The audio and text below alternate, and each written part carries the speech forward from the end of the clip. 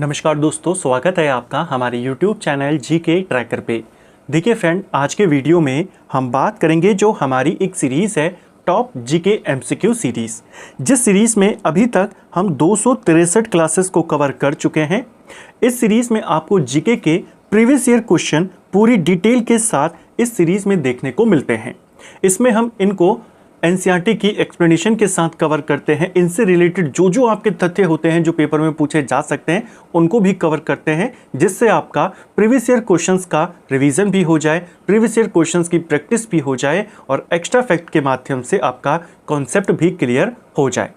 अगर आपने इस सीरीज़ की पिछली क्लासेस को नहीं देखा है और इस सीरीज़ के ऊपर बनी हमारी 7 मास्टर वीडियोस, जिसमें हर मास्टर वीडियो में आपको 500 क्वेश्चन एक साथ मिलेंगे, उनको नहीं देखा है तो प्लेलिस्ट के माध्यम से आप उनको देख सकते हैं। उन दोनों प्लेलिस्ट का लिंक आपको वीडियो के डिस्क्रिप्शन सेक्शन में मिल जाएगा। तो चलिए दोस्तों, आज के वीडियो को शुरू करते हैं। अभी हाल ही में कुछ एग्ज़ाम्स यहाँ पर हुए हैं अलग अलग स्टेट्स में या केंद्र के, उन्हीं के सिलेक्टेड जीएस के क्वेश्चंस हम यहाँ पे कवर करेंगे। तो चलिए आज की वीडियो को स्टार्ट करते हैं। आज का हमारा पहला सवाल है, पृथ्वी की उत्पत्ति का सिद्धांत और उसके प्रस्तुतकर्ता के निम्नलिखित युग्मों में कौन सही सुमेलित है। देखिए, समय समय पर पृथ्वी और सौरमंडल हमारे कैसे बने, इसको लेकर के अलग अलग वैज्ञानिकों ने अपने अपने सिद्धांत दिए हैं, अपने अपनी हाइपोथेसिस यानी अपनी अपनी थ्योरीज उन्होंने दी हैं। तो यहाँ पर गैसीय परिकल्पना यानी पृथ्वी का उत्पन्न या पृथ्वी की उत्पत्ति या सौरमंडल की उत्पत्ति गैसों के माध्यम से हुई, ये किस वैज्ञानिक ने कहा? क्या ये कांट ने कहा? पहला आपका बिल्कुल सही है। जो गैस वाली थ्योरी है इसे इमैनुअल कांट ने दी थी, ये 1755 में दी गई थी। ठीक है। दूसरी है द्वैतारक परिकल्पना यानी बाइनरी हाइपोथेसिस। ये सिद्धांत किसके द्वारा दिया गया? एच.एन. रसेल के द्वारा दिया गया, यानी रसेल। सेकंड वाला भी आपका सही सुमेलित है। ये वाला सिद्धांत 1937 में आया था। ठीक है। तीसरा यहाँ पे दिया है ग्रहाणु परिकल्पना। यह सिद्धांत चैम्बरलिन के द्वारा दिया गया। तो टी.सी. चैम्बरलिन इसका पूरा नाम था और इसका एक साथी था फॉरेस्ट मोल्टन।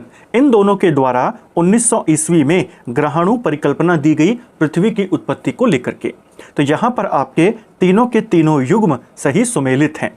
क्वेश्चन अगली बार हो सकता है ऐसा बन जाए कि पृथ्वी की उत्पत्ति को लेकर के गैसीय परिकल्पना किस वैज्ञानिक ने दी या द्वैतारक परिकल्पना बाइनरी हाइपोथेसिस किसके द्वारा दी गई, तो इनके नाम आपने याद रखने हैं। पृथ्वी की उत्पत्ति को लेकर के कुछ और सिद्धांत हैं वो पूछे जाते हैं, जैसे एक है हमारा निहारिका परिकल्पना, नेबुला हाइपोथेसिस इसको कहते हैं। इसको किसके द्वारा दिया गया? तो बेसिकली जो गैसीय थ्योरी थी जो कांट के द्वारा दी गई थी, उसी का संशोधित रूप 1796 में आता है लाप्लास के द्वारा। तो लाप्लास के द्वारा जो निहारिका थ्योरी है ये दी गई। इसके अलावा टाइडल थ्योरी यानी ज्वारीय परिकल्पना, कि पृथ्वी की उत्पत्ति ज्वारीय परिकल्पना के माध्यम से हुई है, ज्वारीय प्रभाव के माध्यम से हुई है। ये किसने बताया? 2 वैज्ञानिकों के नाम आपने याद करने हैं। एक का नाम है जेम्स जीन्स और एक का नाम है हेरोल्ड जेफरी। ठीक है। इसके अलावा एक सिद्धांत जो सबसे ज़्यादा चलता है, सबसे ज़्यादा माना जाता है, वो है बिग बैंग सिद्धांत। ठीक है। इसे किसके द्वारा दिया गया था? इसे जॉर्ज लेमेंटियर के द्वारा दिया गया था। ठीक है। ये कुछ सिद्धांत जो पूछे जा सकते हैं। अगला, उत्तर पश्चिमी हिमालय के संदर्भ में निम्नलिखित कथनों पर विचार करें। तो नॉर्थ वेस्ट के हिमालय से संबंधित कुछ स्टेटमेंट हैं, देखिए। कश्मीर की करेवा संरचनाएं हिम नदियाँ, मृत्तिका और अन्य पदार्थों के सघन निक्षेप से बनी हुई हैं, जिसमें हिमोड़ यानी मोरेन अंतः स्थापित होता है। जो कश्मीर की करेवा संरचनाएं हैं यानी कश्मीर के अंदर या कश्मीर घाटी में जो करेवा यानी जो वहाँ पे हमें चौरस मैदान देखने को मिलते हैं, इन मैदानों में हिमनदीय मृत्तिका यानी नदियों के साथ जो निक्षेप आता है वो यहाँ पे जमा है, अन्य पदार्थों का यहाँ पे पूरा जमा ढेर यहाँ पे बना हुआ है। क्या ये सही है? ये आपका बिल्कुल सही है। यानी हिमालय के अंदर कश्मीर की घाटी में जो आपको ये चौरस मैदान देखने को मिलते हैं, इनको करेवा कहा जाता है। बने किससे हैं वो हमने यहाँ पर देखा कि नदियों के द्वारा आने वाला जो उनका निक्षेप होता है, इसके अलावा दूसरे पदार्थों का जो निक्षेप है उनके द्वारा ये मैदान बने, इन्हीं को करेवा कहते हैं। ये जो करेवा होते हैं कश्मीर में, ये किस फसल के लिए अच्छे होते हैं? ये केसर के लिए सबसे अच्छे माने जाते हैं। क्वेश्चन भी आता है कि कश्मीर घाटी का जो करेवा है यहाँ किस चीज़ के लिए फेमस है, तो केसर के लिए फेमस है। ठीक है, पहला सही है आपका। दूसरा, लद्दाख की पैगोंग तसो और तसो मुरारी लेक मीठे पानी की झीलें हैं, क्या ये सही है? देखिए, जो पैगोंग लेक है हमारी, ये तसो मुरारी लेक है हमारी, ये दोनों की दोनों खारे पानी की लेक हैं, ना कि मीठे पानी की। तो सेकंड वाला आपका गलत है। कश्मीर घाटी में झेलम विसर्पी नदी है, क्या ये सही है? विसर्पी नदी का मतलब है कि नदी सीधी होकर नहीं बहती, नदी ऐसे अपना टेढ़ा मेढ़ा यहाँ पे मार्ग बनाते हुए चलती है। तो झेलम नदी जो है कश्मीर घाटी में विसर्पी के रूप में बहती है, यानी टेढ़ा मेढ़ा मार्ग बनाते हुए बहती है, क्या ये सही है? ये वाला सही है। तो पहला और तीसरा सही है, ऑप्शन बी आपका सही आंसर होगा। विसर्पी का मतलब क्या होता है, हमने जैसे जाना कि जब नदी सीधे बहने के बजाय सांप जैसे चलता है टेढ़ा मेढ़ा, वैसे चलती है, उस नदी को विसर्पी नदी कहते हैं, जैसे कश्मीर में झेलम नदी। करेवा की हमने ऊपर बात करी, तो कश्मीर घाटी में मिट्टी के जो ढेर के ऊपर बने हुए या मिट्टी के ढेर की वजह से जो ऊंची ऊंची मैदान बने होते हैं या परत बनी होती है, चबूतरा जैसा बना होता है, उसे कहते हैं स्थानीय भाषा में करेवा। और यह करेवा किसके लिए अच्छा होता है? केसर की खेती के लिए। ठीक है, अगला, सूची को सूची 2 से सुमेलित करना है। एक तरफ प्रमुख वन अनुसंधान संस्थान है, दूसरी तरफ उनकी लोकेशन। जो उष्णकटिबंधीय वन अनुसंधान संस्थान है, ट्रॉपिकल फॉरेस्ट रिसर्च इंस्टीट्यूट, ये कहाँ पर है? ये हमारा मध्य प्रदेश के जबलपुर में आता है। ठीक है, तो पहले का हो जाएगा आपका 3। दूसरा, वर्षा वन अनुसंधान संस्थान, रेन फॉरेस्ट रिसर्च इंस्टीट्यूट, ये कहाँ पड़ता है? ये हमारा जोरहाट में पड़ता है, असम के अंदर। ठीक है, हिमालय वन अनुसंधान संस्थान, ये पड़ता है शिमला में, हिमाचल प्रदेश में। और पारी पुनर्स्थापन अनुसंधान केंद्र यानी forest research centre for eco rehabilitation, ये कहाँ पड़ता है? ये प्रयागराज में पड़ता है। तो 4 इंपॉर्टेंट संस्थाएं, 4 इंपॉर्टेंट लोकेशन। पहले का 3 है, दूसरे का 2 है, तीसरे का 4, चौथे का 1। 3, 2, 4, 1 हमारा सही आंसर यहाँ पे होगा। कहाँ पर है 3, 2, 4, 1? ऑप्शन सी में हमारा आंसर है। अगला, सूर्य के निम्नलिखित स्तरों को अंदर से बाहर की ओर क्रम अनुसार व्यवस्थित करें। सूर्य की कई सारी परतें होती हैं, तो अंदर से बाहर की ओर आते हुए आपने इन परतों को लगाना है। सूर्य का सबसे अंदरूनी भाग, सबसे भीतरी भाग क्या कहलाता है? सूर्य का सेंटर कहलाता है कोर, इसे कहते हैं कोर। तो सबसे पहले आएगा 3। कोर के ऊपर का जो भाग है उसको क्या कहा जाता है? कोर के बाहर जो होता है इसे कहते हैं प्रकाश मंडल, जिसे हम इंग्लिश में फोटोस्फीयर कहते हैं। ठीक है, सूर्य की ऊपरी परत, इसके बाहर की जो परत है इसे कहा जाता है क्रोमोस्फीयर यानी वर्णमंडल। और इस वर्णमंडल के कोने जो होते हैं इसे कहा जाता है सूर्य मुकुट यानी कि किरीट, यानी 4। तो पहला हमारा क्या होगा? पहला हमारा 3 है कोर, इसके बाद आता है प्रकाश मंडल, फिर आता है वर्णमंडल और फिर आता है सूर्य मुकुट, जिसे कोरोना भी कहते हैं, सूर्य किरीट भी कहते हैं। 4, 3, 2, 1, 4 हमारा सही आंसर है। 3, 2, 1, 4 यहाँ पर है, ऑप्शन सी सही आंसर होगा। सूर्य को लेकर के कुछ और इंपॉर्टेंट सवाल जो पूछे जा सकते हैं। सौरमंडल की समस्त ऊर्जा का स्रोत क्या है? तो सौरमंडल की पूरी ऊर्जा का जो स्रोत है वो हमारा सन है, यानी कि सूर्य है। सूर्य की ऊर्जा का स्रोत क्या है? सूर्य की ऊर्जा का स्रोत है नाभिकीय संलयन, इसको भी याद करना है।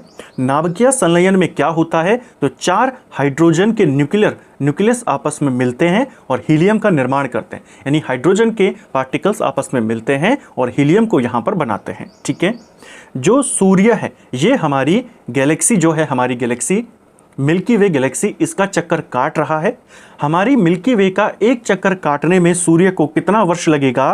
25 करोड़ वर्ष लगेगा। और इस 25 करोड़ वर्ष को एक ब्रह्मांड वर्ष यानी एक कॉस्मोस ईयर कहते हैं। ठीक है, सूर्य अपने अक्ष पर किस दिशा में घूमता है? तो पूर्व से पश्चिम दिशा में घूमता है। ठीक है, किस गति से वह हमारी मिल्की वे का चक्कर लगा रहा है? 250 किलोमीटर प्रति सेकंड की गति से। ठीक है, एक और चीज़ पूछी जाती है, ये हमने सूर्य के अलग अलग पार्ट्स को देखा।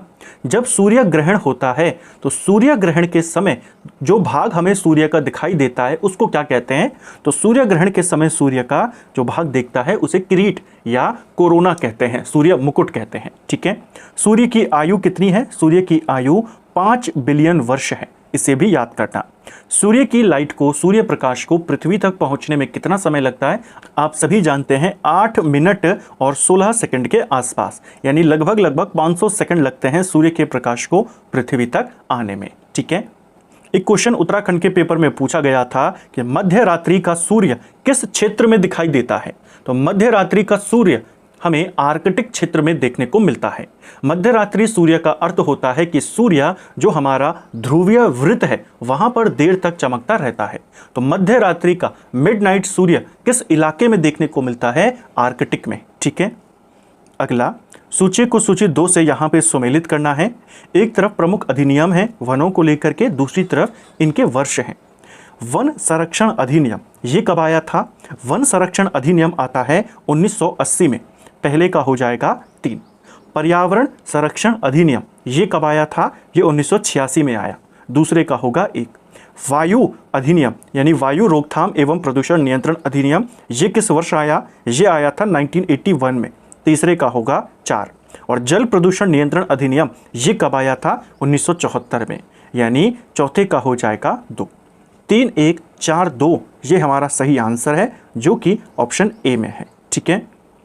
भारत में काली मृदाओं के बारे में निम्नलिखित कथनों में कौन सा कथन सही है?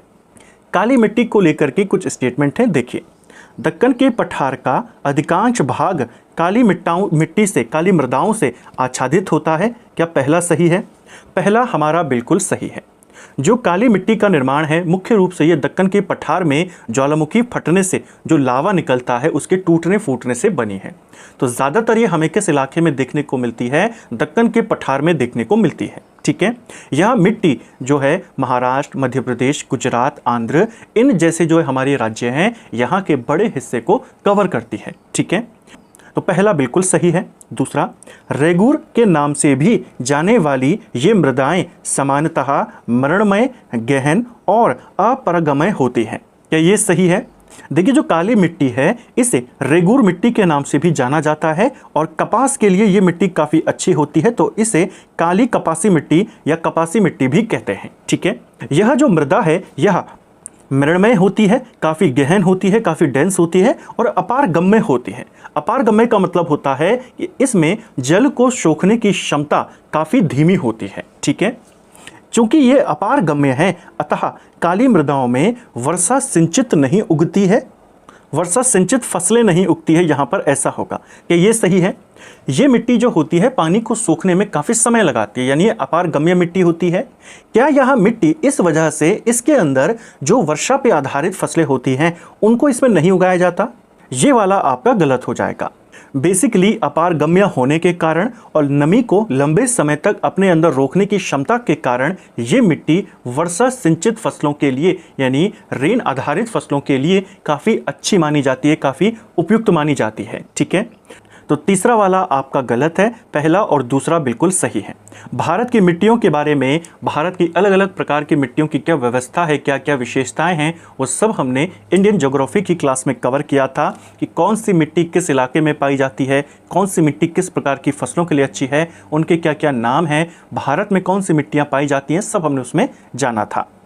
अगला, पूर्वोत्तर भारत में कौन सी नदी दिहांग के नाम से भी जानी जाती है? तो नॉर्थ ईस्ट की वह नदी जिसे दिहांग के नाम से जाना जाता है, यह नदी है ब्रह्मपुत्र नदी। ब्रह्मपुत्र नदी को अलग अलग क्षेत्रों में अलग अलग नामों से पुकारा जाता है, अलग अलग नामों से इसे जाना जाता है। जब यह नदी अरुणाचल प्रदेश में एंटर करती है तब इसे दिहांग, कुछ जगहों पर सियांग के नाम से भी जाना जाता है। ठीक है। बेसिकली तिब्बत से ये नदी आती है। तिब्बत में इस नदी का नाम है सांगपो नदी। ठीक है। तिब्बत में से किस नाम से जाना जाता है? सांगपो। भारत में जब एंटर करती है तो दिहांग के नाम से जानी जाती है।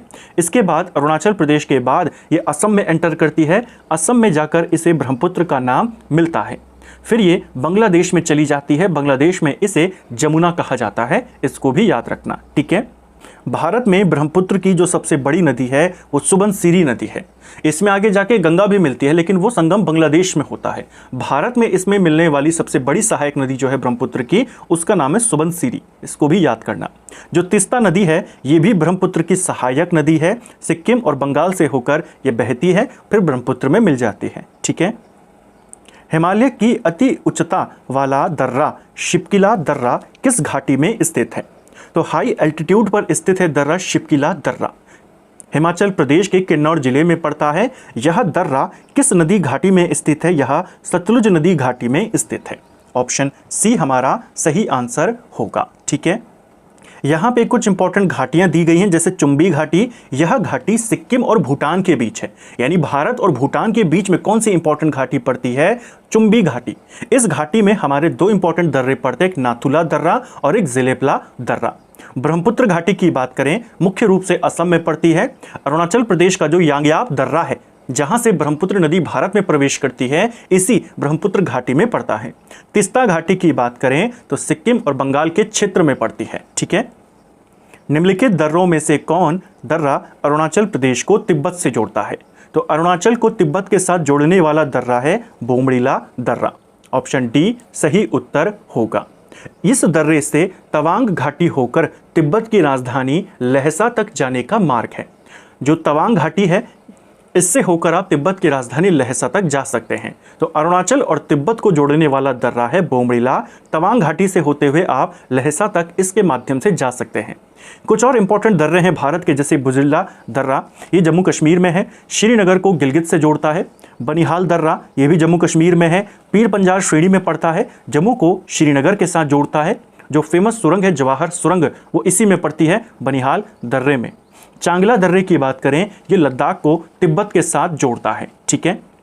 अगला, निम्नलिखित में से कौन सी भारत में सरकार के स्वामित्व वाली पहली और सबसे पुरानी कोयला खनन कंपनी है? तो भारत की सरकारी सबसे पुरानी और सबसे पहली कोयला खनन कंपनी इनमें से कौन सी है?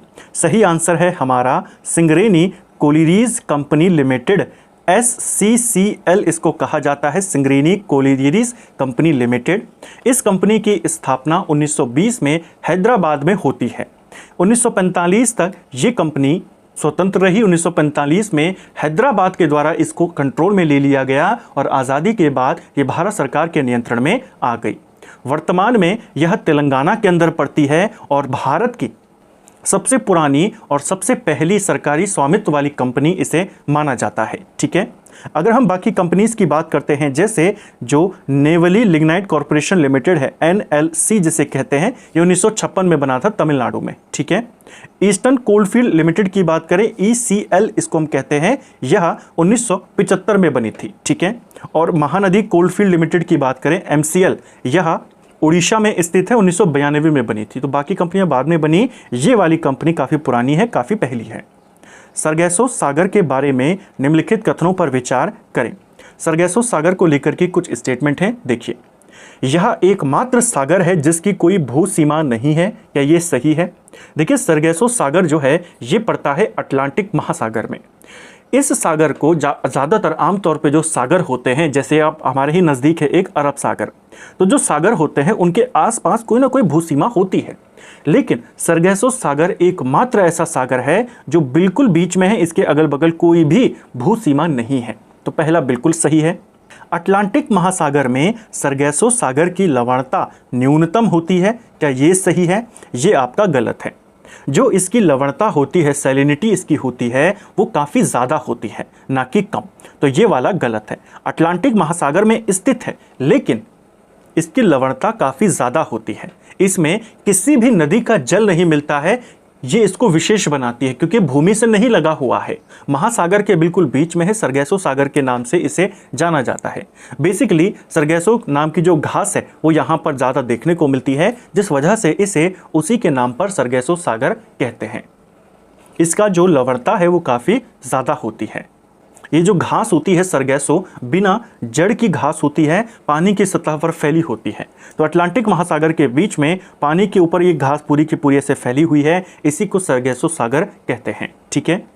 तो यहाँ पर आपका सेकंड वाला गलत है, केवल पहला वाला आपका सही है। कोपेन के अनुसार निम्नलिखित में से कौन सा कोड शुष्क सर्दियों के साथ ठंडी जलवायु को व्यक्त करता है? तो ठंडी जलवायु को प्रदर्शित करने के लिए कोपेन ने किन अक्षरों का, किस कोड का इस्तेमाल किया? कोपेन ने ठंडी जलवायु को व्यक्त करने के लिए DW कोड का इस्तेमाल किया। ऑप्शन डी हमारा सही आंसर होगा।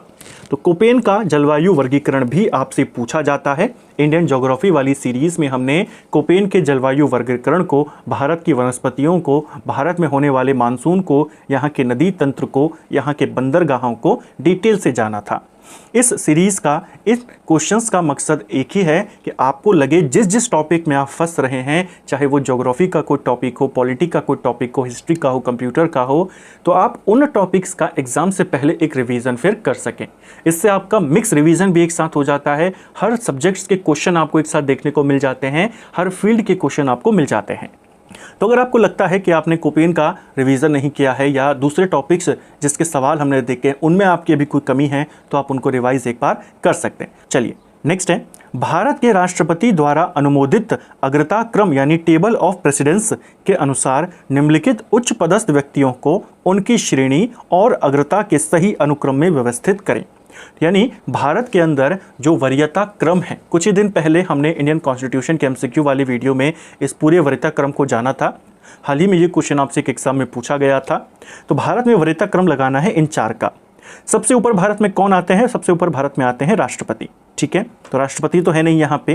राष्ट्रपति के बाद आते हैं उपराष्ट्रपति नंबर 2 पर, वो भी नहीं है यहाँ पे। उपराष्ट्रपति के बाद आते हैं देश के प्रधानमंत्री। ठीक है, प्रधानमंत्री के बाद नंबर 4 पर अपने राज्य में राज्यपाल आता है। ठीक है, तो यहाँ पर आपको दिया है अपने संबंधित राज्यों के अंतर्गत राज्यपाल, तो ये आता है प्रधानमंत्री के बाद, यानी बाकियों से सबसे ऊपर होगा। तो सबसे पहले होगा आपका 2, ये नंबर 4 पर है। नंबर 5 पर भूतपूर्व राष्ट्रपति आता है। तो नंबर 5 पर आएगा भूतपूर्व राष्ट्रपति, यानी 2 के बाद 3 आएगा। और 5 के ही अंदर एक और खंड है 5 का, इसमें आता है वर्तमान उप प्रधानमंत्री, यानी कि ये वाला। तो ये आ जाएगा इसके बाद यहाँ पे, और आखिर में यहाँ पे आ गया इनमें भारत के मुख्य न्यायाधीश, यानी 1। 2 3 4 1 हमारा सही आंसर है। 2 3 4 1 ये रहा। ठीक है, भारत के निम्नलिखित पूर्व राष्ट्रपतियों पर विचार करें। 3 नाम दिए गए हैं, डॉक्टर सर्वपल्ली राधाकृष्णन, डॉक्टर जाकिर हुसैन और नीलम संजीव रेड्डी। उपरोक्त में से कितने राष्ट्रपतियों ने भारत के उपराष्ट्रपति के रूप में भी सेवा प्रदान करी थी? इनमें से कौन कौन से भी राष्ट्रपति हैं या कितने राष्ट्रपति ऐसे हैं जो उपराष्ट्रपति भी रहे थे? देखिए, डॉक्टर सर्वपल्ली राधाकृष्णन राष्ट्रपति बनने से पहले उपराष्ट्रपति थे, बिल्कुल सही है। तो एक तो हो गए डॉक्टर सर्वपल्ली राधाकृष्णन। डॉक्टर जाकिर हुसैन ये देश के दूसरे नंबर के उपराष्ट्रपति थे, बाद में ये राष्ट्रपति भी बने, तो यानी डॉक्टर जाकिर हुसैन का भी नाम इसमें आएगा। नीलम संजीव रेड्डी, क्या ये उपराष्ट्रपति थे राष्ट्रपति बनने से पहले? तो ये वाला आपका गलत यहाँ पे होगा। नीलम संजीव रेड्डी कभी भी भारत के उपराष्ट्रपति नहीं थे, ये डायरेक्ट राष्ट्रपति ही बने थे। ठीक है, ये लोकसभा के अध्यक्ष जरूर रहे थे और निर्विरोध राष्ट्रपति बनने वाले ये एकमात्र व्यक्ति हैं, लेकिन ये उपराष्ट्रपति कभी नहीं रहे। तो केवल 2 हैं यहाँ पे जो उपराष्ट्रपति रहे थे, तो आंसर होगा ऑप्शन सी। कितने लोग हैं और कौन कौन है जो उपराष्ट्रपति रहे बाद में राष्ट्रपति भी बने? 2 तो हमने जाने, डॉक्टर जाकिर हुसैन और साथ में डॉक्टर सर्वपल्ली राधाकृष्णन। 2 ये हो गए। तीसरे हैं वीवी गिरी, वो भी राष्ट्रपति से पहले उपराष्ट्रपति थे। चौथे हैं आर वेंकट रमन, वो भी उपराष्ट्रपति थे पहले, फिर राष्ट्रपति बने। फिर आते हैं डॉक्टर शंकर दयाल शर्मा, वे भी भारत के राष्ट्रपति थे लेकिन उससे पहले उपराष्ट्रपति बने। KR नारायण, वो भी पहले राष्ट्रपति उपराष्ट्रपति थे फिर राष्ट्रपति बने। ठीक है, तो टोटल 6 लोग ऐसे हैं जो दोनों पदों पर रहे। भारत के संविधान के अनुच्छेदों और निहित विशेष उपबंधों के निम्नलिखित युग्मों में कौन सा वाला सुमेलित नहीं है? हमने कई बार बात करी है कि जो आर्टिकल 371 है, काफ़ी बड़ा आर्टिकल है, इसके अंदर अलग अलग राज्यों के लिए विशेष उपबंध किए गए हैं और ये सवाल यहाँ से बन जाता है कि किस राज्य का उल्लेख किस में है। आर्टिकल 371 का क वाला जो पार्ट है, क्या ये नागालैंड के राज्य के बारे में विशेष उपबंध करता है? बिल्कुल सही है। 371 का जो ख वाला पार्ट है क्या ये असम के बारे में विशेष उपबंध करता है? ये भी सही है। 371 का जो ग पार्ट है ये मणिपुर के बारे में क्या विशेष उपबंध करता है? ये भी सही है।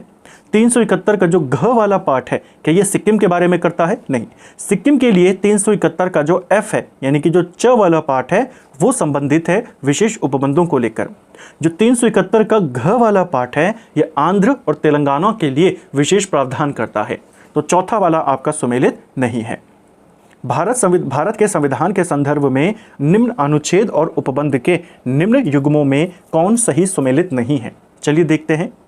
243 का क क्या इसमें ग्राम सभा के बारे में बताया गया है?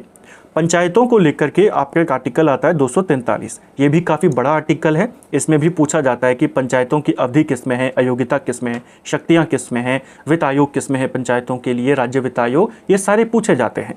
243 का जो क है क्या ये ग्राम सभा से रिलेटेड है? बिल्कुल सही है। 243 का जो ख है क्या यह पंचायतों के गठन से संबंधित है? ये भी सही है। 243 का ग क्या यह पंचायतों की संरचना से संबंधित है? बिल्कुल सही है।